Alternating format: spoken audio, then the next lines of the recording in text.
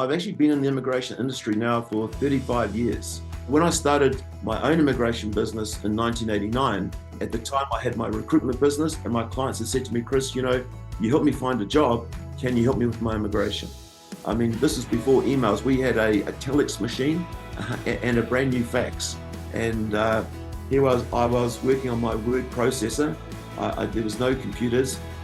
I was staying at the Balmoral Hotel and I just unfinished sort of putting my bags in the room, and I looked up at the wall above the bed head and there was a gold plaque on the wall and it said, the Dalai Lama slept here. And I thought, well, if it's good enough for the Dalai Lama, I guess it's good enough for me. Hi, Chris. How are you? Good to see you. Yeah, good to see you too, Anna. Thanks for this opportunity. Wonderful, Chris. Thank you very much for time. We thought to interview you because you have wealth of experience, and I thought it would be so valuable to, get your insights. It would be beneficial for all the new licensed immigration advisors entering the industry and so many other people who are part of this industry, or even for the immigrants as well. Can you tell us how many years you have been working as licensed immigration advisor? I've actually been in the immigration industry now for 35 years. In fact, right from the very beginning, when the industry was first mooted, when the New Zealand government decided to open its borders back in 1989 to migrants. They decided to introduce a points-based system, very much along the lines of the Australian model. But unfortunately, the government of the day lost the election, and it took another 2 years before the immigration policy was actually introduced. So, as I said, going right back to 1989, 35 years. In that time, I've seen and worked with over 20 different ministers of immigration in New Zealand. Wow, that's a long time, and with such an extensive experience, you must have encountered a wide range of cases as well. Yes. Look, just to take a step back, my background, I'm originally from Wanganui, so although I'm based in Johannesburg now, I am a New Zealander. I sort of graduated from Massey University with a business studies degree, and soon after that, I decided I'd like to travel overseas. And I sort of traveled to Europe and, like a lot of young Kiwis, did my OE. But I must tell you, I really struggled to find a job in the UK using my qualifications. So, like a lot of young Kiwis, I ended up working in a pub in London.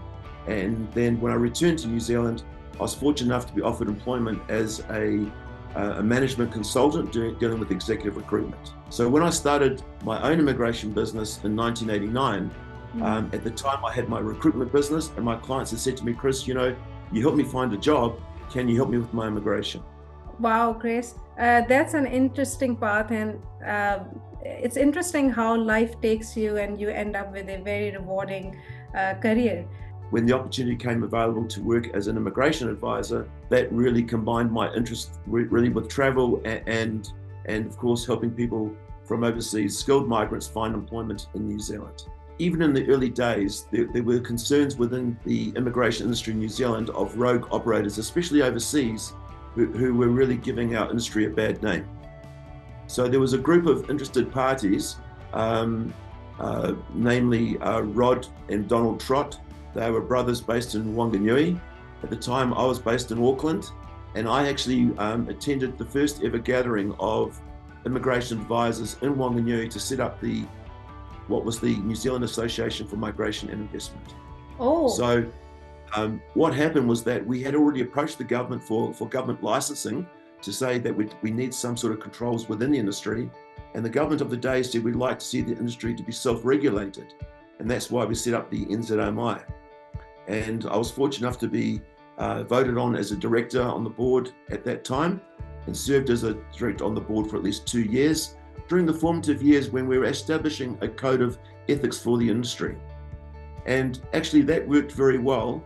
The only problem was that the New Zealand government did not insist that all advisors become members of our association. So the rogue operators continued to operate outside the control of the NZOMI. That's why the government eventually, I think back in 2007, decided to introduce government licensing for the industry. Wow, I had no idea about it. Thank you very much for sharing it. So you're one of those pioneers who have, you know, you have laid the foundation of the code of conduct. Look, it was an interesting time because it was very formative stages of our profession, our industry, and literally I'm the only person still working in the industry from that first meeting. This is so inspiring. Chris, once you started, what aspect of being an immigration advisor did you find most fulfilling and exciting? Because you have spent like 35 long years and it's still going on.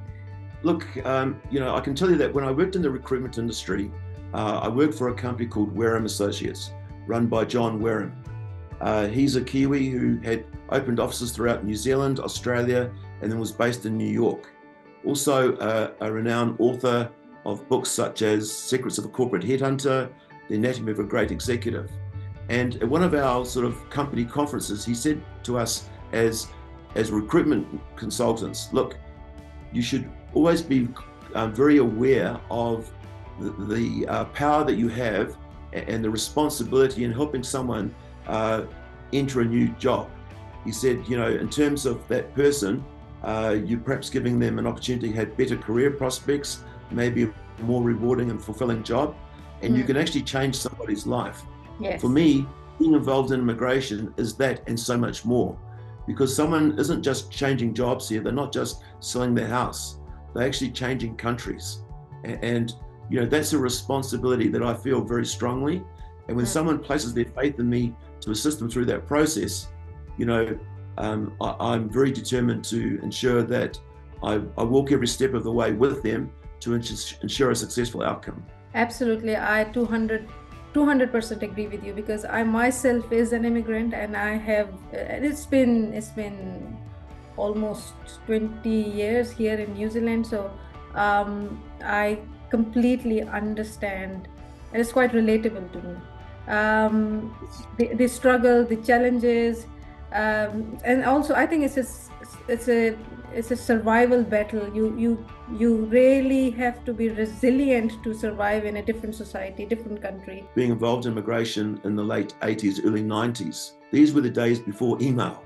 And when I started to promote my business overseas, I thought, well, let me sort of target certain markets. And rather than run, say, an advertisement in the Sunday Times in South Africa, I decided to focus on the South African Medical Journal and the UK, the British Medical Journal, because I knew if anyone was going to contact me, I could actually help those people make the move.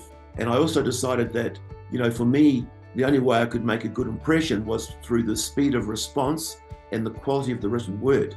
So, in our office at the time, I mean, this is before emails, we had a telex machine and a brand new fax. And here I was working on my word processor. There was no computers.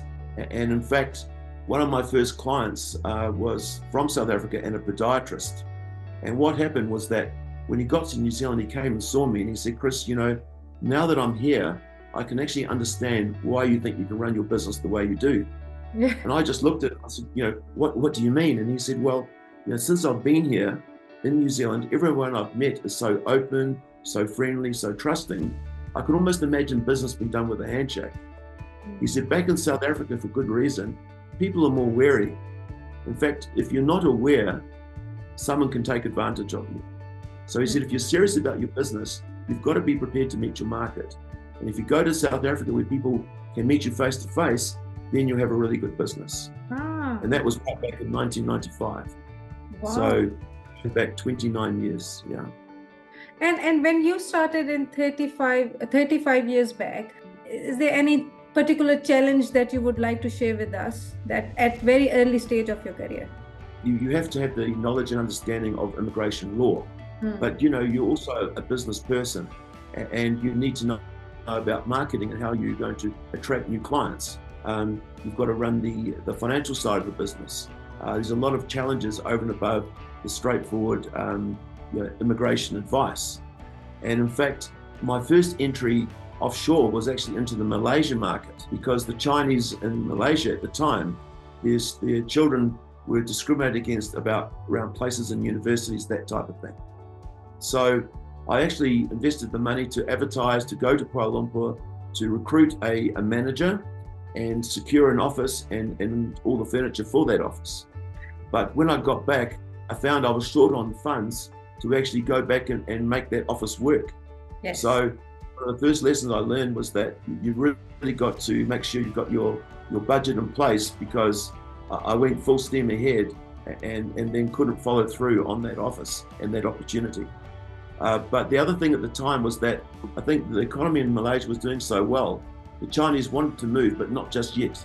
So they were happy for their children to go and study in New Zealand, but for them, they wanted to stay in Malaysia at that time. So that also affected my business ability to sign up people at an initial stage. I think people who are starting their business, that's one big consideration they should make. The planning and budgeting is very important. So thank you very much for sharing it. Chris, is there any memorable or touching moment in your career that you would like to share with us? When I'm assessing a person for their eligibility to immigrate, I've got to be very careful at the outset whether I agree to take on a client at all. And once I do, that client must know that I will stay with them until we get a successful outcome. So I always say to my clients, as long as you don't give up on me, I'm not going to give up on you. I'm here for the duration. And I had a client who approached me in 2014 who had, in their own right, tried twice to apply for residence and been declined. And I sort of worked with this person. They were in New Zealand. Each time we tried to sort of get to a point of lodging the application, there was another sort of hiccup in the process. And then, of course, COVID came along and his application was suspended for 2 or 3 years. But I kept working with him, and I'm pleased to say that I think after 10 years, I eventually got him his residence approved. And fortunately, that's an outlier type of experience, because I don't think I would ever survive in business if my clients took 10 years to get their residence. But I know that he and his family were so grateful that I stuck by him right through to the end to see a successful conclusion. That's truly heartwarming. It must be incredibly fulfilling to have such a positive impact on people's life. I think in this industry, you have to have a love for the job, if I can say that. You have to have a desire to want to help people and assist people. Because as a student, I worked in factories, I had holiday jobs and a freezing work.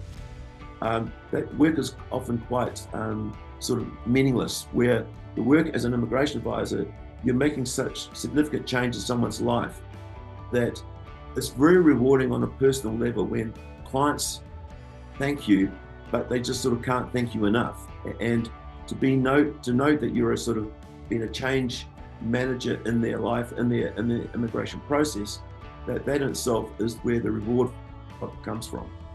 Absolutely. And Chris, you're doing this job for 35 years. Nobody can doubt, that nobody can do or work for such a long period without truly invested in what they are doing. You do what you love and you love what you do, and it fits you so perfectly well. and I have no doubt about it.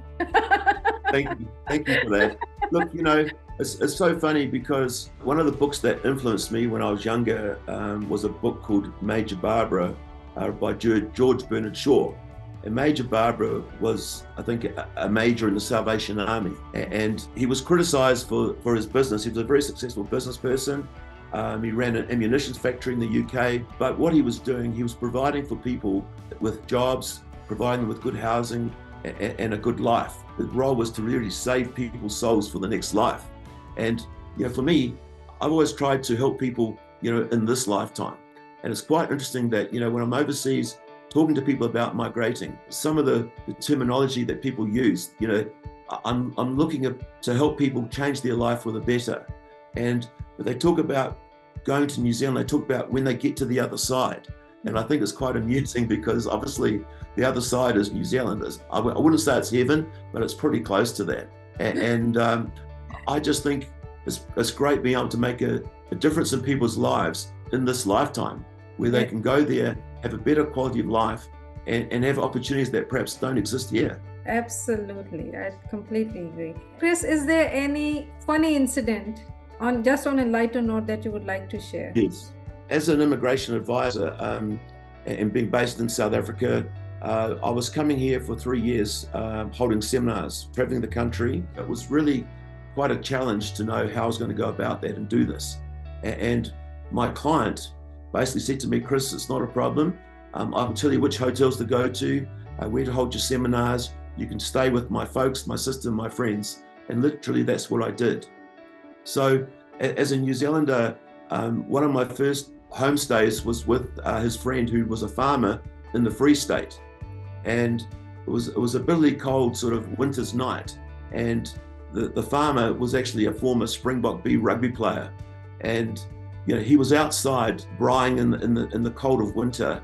It was probably -3 degrees, but he had his sleeves rolled up. The sweat was pouring off his head, but he was showing me with pride how he would braai or barbecue his food. But what fascinated me was that sitting inside in the lounge, his wife had pet meerkats. So these meerkats were running around the lounge, around the back of the couch where I was sitting, and across the floor, and running and sitting on my lap. And that was quite an experience as a New Zealander to experience meerkats almost domesticated in the farmer's house. Yes, different, isn't it? Another time I was down in Durban and I was staying at the Balmoral Hotel, and because I was a regular guest, they said to me, Chris, we've upgraded your room this time. We've got you a nice suite. And I said, well, thank you very much.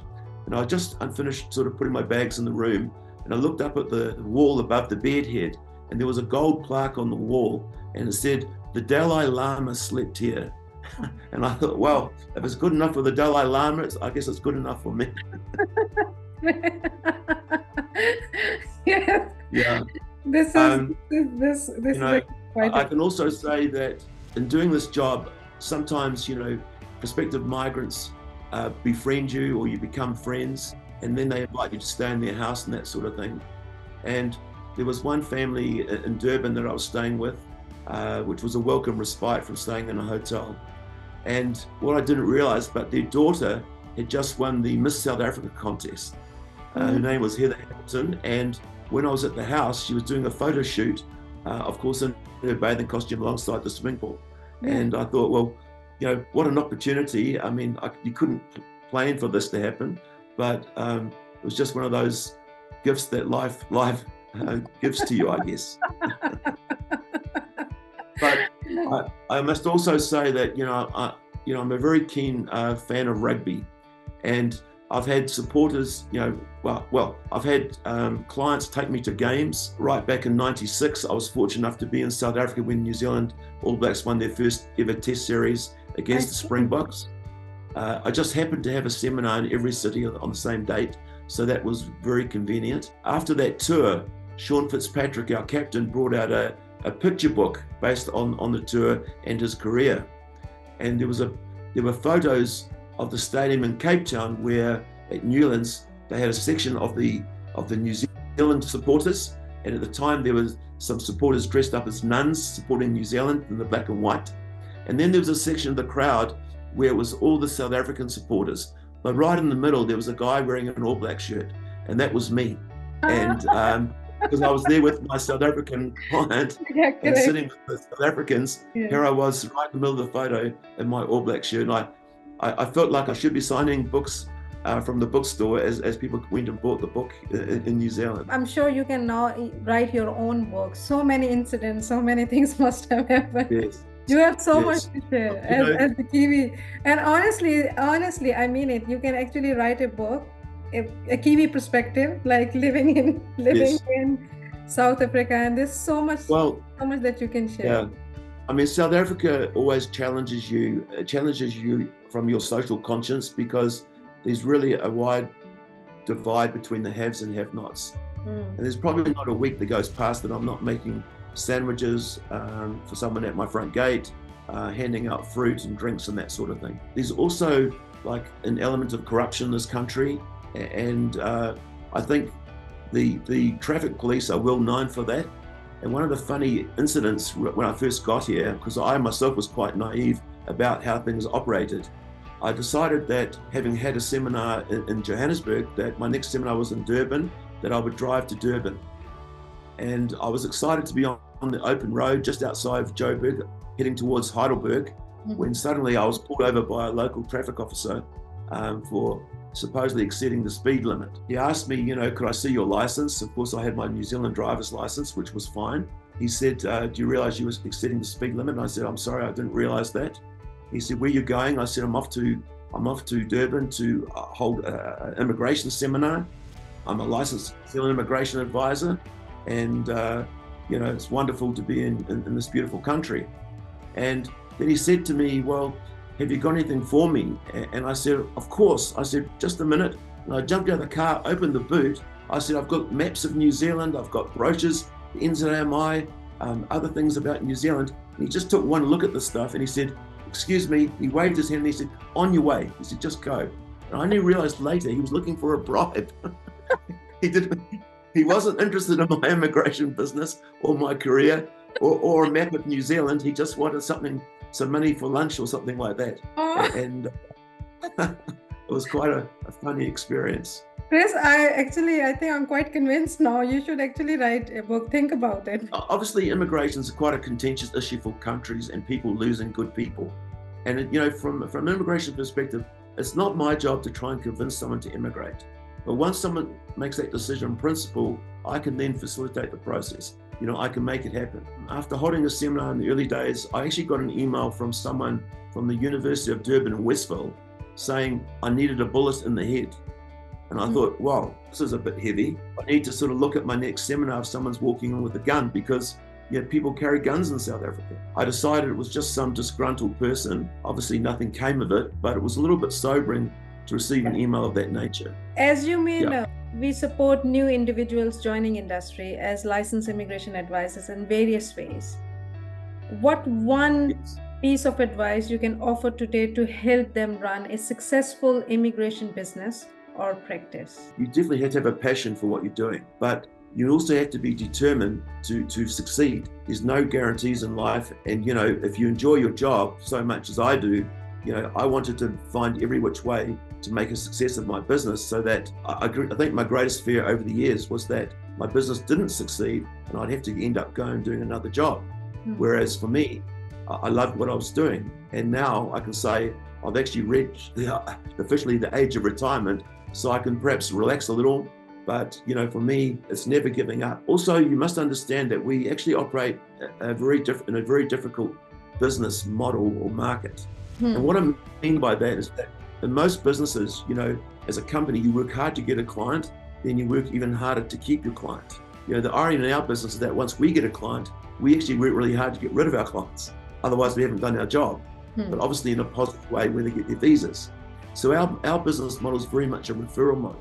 So what it means is that when we get a client, if we do our job, we then have to find another client and another client. And so it's ongoing. So our model is very much a referral model. So if you do your very best by your clients, they will then refer you to their friends and their family.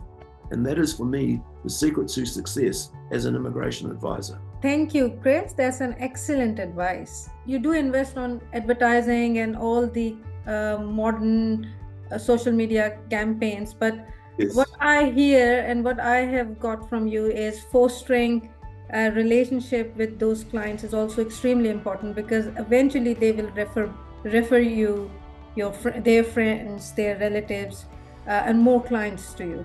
So fostering relationships, and also obviously all AdWords and social media advertisements, everybody is doing, and you carry on doing it. Most definitely. And we find that we're getting second and third and fourth generation referrals. It's quite incredible. And what I'm also finding interesting these days is that people are retaining my service to help them immigrate. And these were people who were even born when I started my business. So I've got a whole new generation of clients who've been born. And because I've been around long enough to help them, I've helped the parents' generation, and now I'm helping the children's generation.